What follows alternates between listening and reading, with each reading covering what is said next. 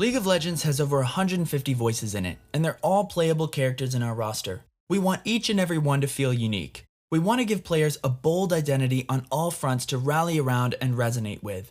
Primary read is where this begins, with casting and performance. After that, in the creative design phase, we aim to push that identity to new heights with iconic effects and memorable voice prints that deepen our IP. From the haunting, spectral tones of the Shadow Isles to the whirring, precise mechanics of Hextech technology, there are numerous unique locations, forms of magic, technologies, and power sources that make up the diverse world of Runeterra, and we consider these to be central to the expression of a champion's voice where it makes sense. The world of Runeterra is made up of these city-states. In the early years of League, these locations were not particularly fleshed out, and some of them were a little too close to twists on real-world historical or Western fantasy analogs.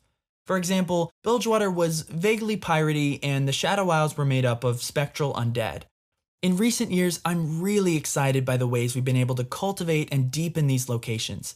To shout out my talented coworkers, the world building that's gone into the Runeterran universe has been monumental, and I'm proud to contribute in the audio design space here when it comes to our dialogue. In these examples, I'll play the unprocessed audio first, followed by the processed, so you can hear the delta. Mordekaiser is a brutal warlord who uses his necromantic sorcery to bind souls into an eternity of servitude. Welcome to Oblivion. Welcome to Oblivion. I forged nightfall from mortal terror. I forged nightfall from mortal terror. Aphelios is a Lunari assassin who drinks a kind of poisonous moon potion that constricts his voice. Aphelios never speaks outside of some non-verbal, guttural exertions, but his sister Elune speaks telepathically to him from off-screen, and in turn to the player. You will make death more than death, brother. You will make it holy. You will make death more than death, brother.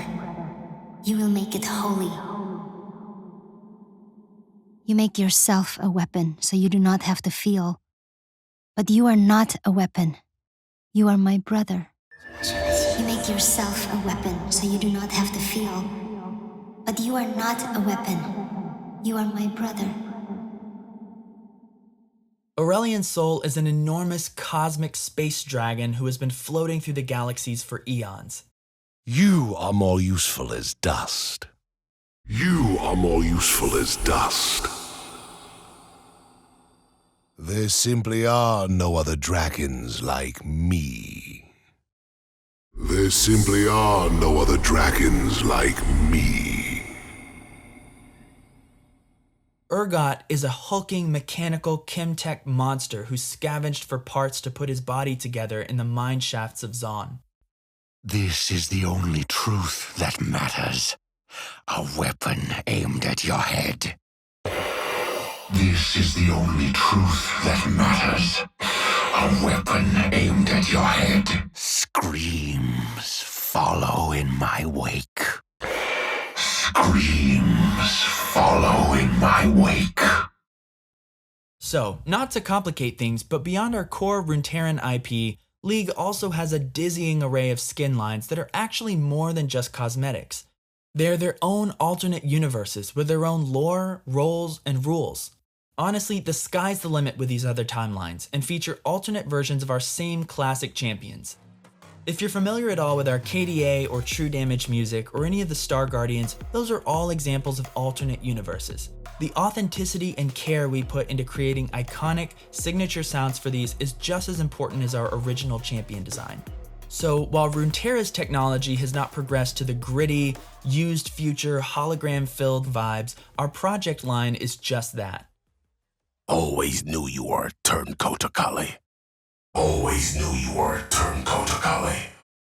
You were there when they changed me. When they made me a monster. You were there when they changed me. When they made me a monster. I remember nothing. It's gone. I remember nothing. It's gone. Our cosmic universe explores what champions would look and sound like if they became enormous astral deities in the stars. The stars are my eyes, And one by one, I must blind them. The stars are my eyes, and one by one, I must blind them. I can see them all, these infinite astral workings. I can see them all, these infinite astral workings. And Coven taps into the smoky, elegant, bone-chilling eldritch witch sound. Our lord comes in the shape of a horned owl. I know well its voice. Our lord comes in the shape of a horned owl. I know well its voice. Blessings to you, my sovereign. Blessings to you, my sovereign. On the subject of processing chains and effects, I wanted to mention one thing that's slightly less exciting, but still important. Going back to the trunk of the tree thing, it's important that we mature our archival systems and processes to help our massive roster of unique champions make their way into new games, platforms, and linear media. And there's a near constant need to utilize voiceover resources from the OG MOBA to do this. This may include processed VO, original RAW files, written documentation, design sessions, and more. However, it became apparent that there wasn't a particularly unified solution here. Requests were being handled largely manually, and this process incurred costs on both ends and frequently bottlenecked development, no matter how quickly I prioritized the ask. In short, it was inefficient and didn't effectively mature our archival systems to support our multi-product future. Most importantly, resources were inaccessible across business units, which created a lot of pain for other teams, and seamless multi-product development was the name of the game here. I saw this as both a pain point as well as a big opportunity space. I've recently rolled out a VO resource database. This is an ultra-unified, one-stop location with exhaustive tracking to help relevant parties working with VO find everything they need instantly. At a glance, it tells you exactly what we have in our archive and perhaps just as importantly, what we don't have. Voiceover design sessions are even tagged with a specific DAW that was used so that if you're a Reaper junkie, you can skip right to the good stuff. This is just one of many ways we're looking to iteratively refine our processes toward efficient but consistent portrayal of our champs across experiences, like in the Marvel and DC example I gave earlier.